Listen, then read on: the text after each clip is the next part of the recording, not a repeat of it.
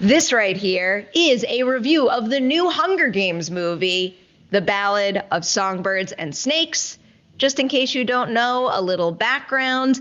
This is a prequel story, so it takes place 64 years before Katniss Everdeen, Jennifer Lawrence's character, volunteers as tribute in the Hunger Games, and it focuses mostly on President Snow, on his journey, I guess, kind of becoming a villain. It goes back to when he was a young kid trying to, beef up the value of the name Snow because Snow has indeed fallen. And it didn't land on top for a period of time, but he wants to make sure it does land on top again. So it's about his journey navigating the 10th Hunger Games in order to come out on top and put his family's name back on top.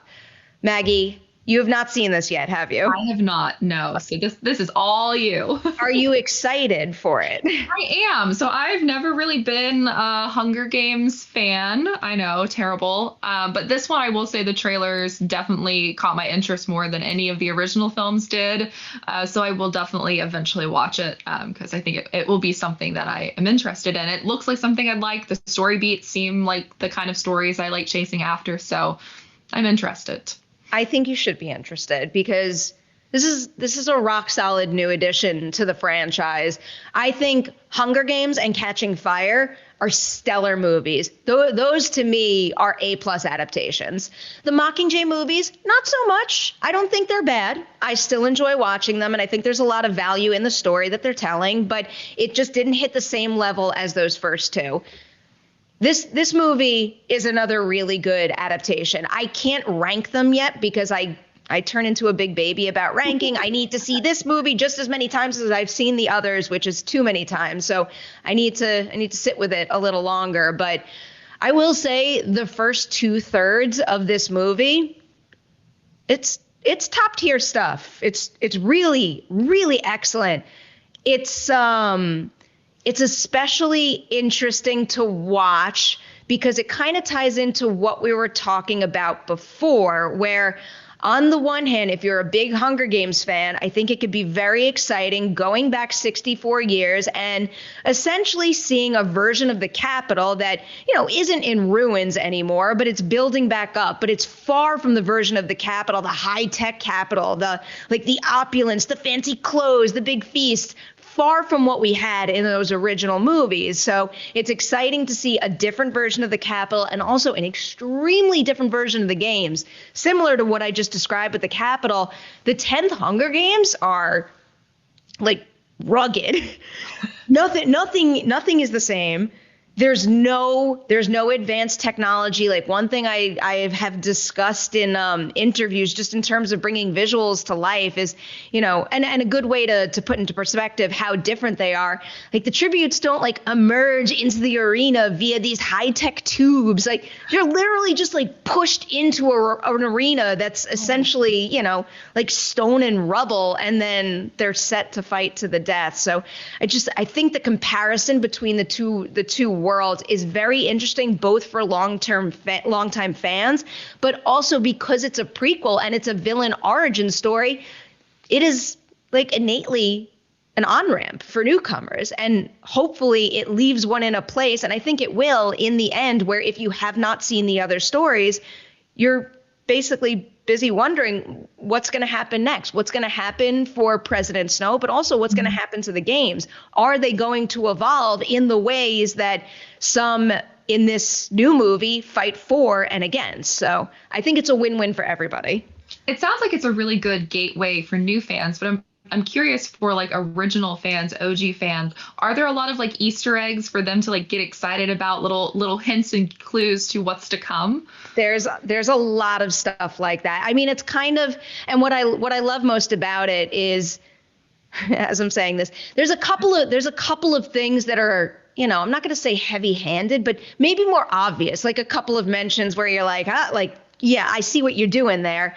But what I love about this story is a lot of that kind of connective tissue and the fun little things to spot are very naturally well woven into the fact that this is the start of the games. There's so many things that happen in Catching Fire and 2012's Hunger Games, where when you watch this movie, you see are just seeds in this movie.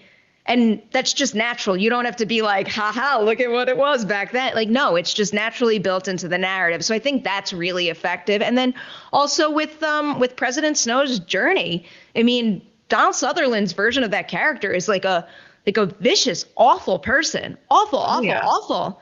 And how does one get to that point? And I think the actor that they found to play the younger version of Snow, Tom Blyth, is just like kind of exquisite at balancing the need to be a protagonist in this movie, someone that the audience has to be invested in and want to sit through a 2.5-hour movie to follow, but also always showing that his moral compass is deteriorating every step of the way. And that's not an easy balance to strike. No. And I think he does it exceptionally well.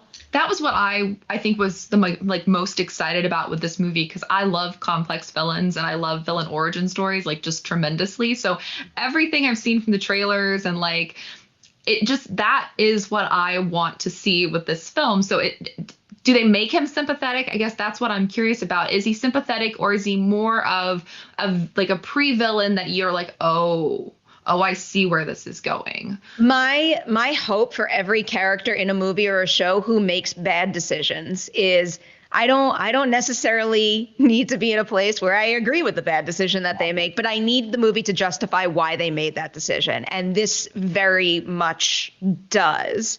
What it means to have value in a family name in the capital is heavily emphasized in this movie. And I think via his performance and the script, it's very clear. It's very clear, very believable, and you could feel the drive that he feels to put his family back on top.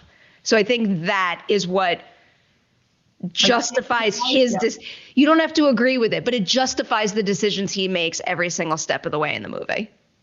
Excellent. Had you read the book before seeing it? I did read the book. So how does it compare as an adaptation? Are there scenes, that they pulled out and decided not to go with, things that kind of got moved around for the benefit of the story? There's some stuff that got moved around, and nothing that really made me sit there and be like, oh, why didn't you pump said that's not in the movie? No, I think they made the necessary changes that made this a strong screen adaptation, and maybe even made a couple of story elements just in general stronger than they were before.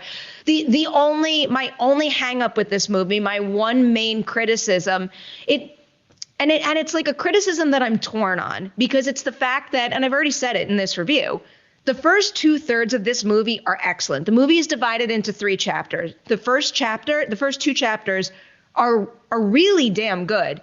They're well paced, well shot. The story is strong, and there comes a time where it feels like a very natural end to one really good movie.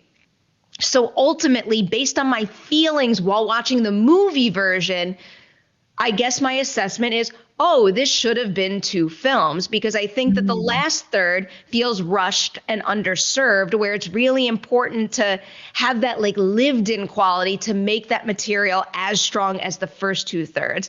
The problem is, from a business perspective, I understand why they didn't split it. You could sell the first part of this story so much more easily than you can sell the last part. And, I don't know, maybe that's not the greatest thing to say, because maybe a writer could have swooped in and beefed it up in a brilliant way that I'm not thinking about right now. But the way the movie plays, I think the first 2/3 are excellent, and I wish that the last third had more time to breathe. I think that's a fairly fair assessment of it. I'm curious. So, what score would you give it? Where are you sitting with that? Are you held back by that final third? I've been very torn, admittedly, between, I always rate out of 5, between 3.5 out of 5 and a 4 out of 5. The 3.5 is me being held back by the fact that I do think, and again, I will reemphasize this. I said this in my tweet. The last third's not bad. It's good, and it does feel like the necessary next step for the main characters in it. I think it is solid. It's just that the first 2/3 are so good that there's a noticeable difference, or at least in my mind, there was a noticeable difference between the first 2/3 and the last third. I think given what I just said, I have to lean 4 because, again, like I'm probably going to watch those first 2/3 over and over and over and over again. And I'll still watch the last third over and over and over again, too, just like with a little less enthusiasm. So I think what I'm saying is I'm giving this a 4 out of 5 and saying I love it. And I'm excited. We got another great new addition to the Hunger Games film franchise. Excellent. Well, now I'm looking forward to seeing it. I have sold you. Yeah, you've sold me. Great success. Great success.